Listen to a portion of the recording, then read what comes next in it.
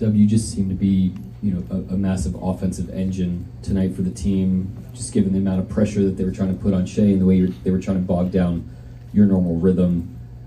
How much have you learned over the course of the last few years about kind of the mode and the tempo that you need to have there when you've got your opportunities like that? Just trying to match their physicality and force throughout the game. Just being aggressive. Just try and find my spots and get better each and every game. And tonight was just one of those things. I saw some stuff where I could be a little more aggressive early, and that's what I just try to do. But again, it's just reading what my team does and just trying to play off them a little bit too. First row, Jen. Jenny Carlson with the Oklahoma. Obviously, a lot of guys had to play well for this game to be pulled off by you guys. But Alex, offense early, defense late, and with such a young team in a precarious position, I'm curious just what you felt like the biggest role he had tonight was for you guys. What makes Alex very good is that he's able to figure out what we need and be that.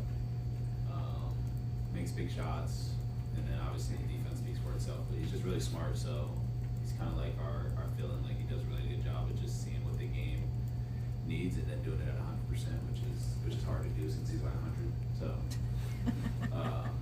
yeah, he's just like he's just our glue, on that end of the floor. And then defensively he's been special, and continue to be that for sure. First row right here. Joel Lorenzi with the Oklahoma. Jalen, at 3:52, that timeout, you guys are down 3. That's sort of the part where you either seize the game or the season's probably on the line. Yeah. What do you remember from that timeout, and what sort of unfolded late from your point of view? Did we have the ball? That was when Yeah. Lou found Neesmith. Oh yeah.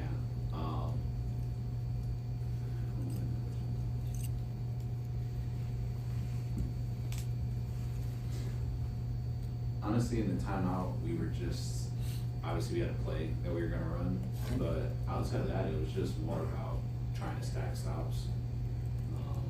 In 3 minutes, a lot of time. I think it was like 3:52 on the clock at that point in time. So there's still a lot of possessions left, and a lot of times where, like you said, like our season's kind of on the line, and you don't want them to get easy looks, and make them work for everything at the end. And everything up to that point didn't matter, so it was just about trying to score, and then really it was about getting stops.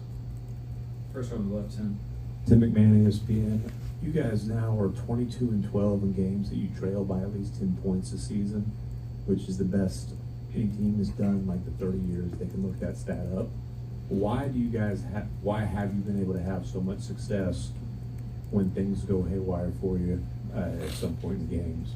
I don't know how fun of a stat that is to be down 10 all the time, but just resolve. The games are like 10 points, and this applies to them as well. Like you see like game 1 when they go on that big run towards the end. 10 is not a ton of points in the like grand scheme of a game. So that's kind of how we try and look at it.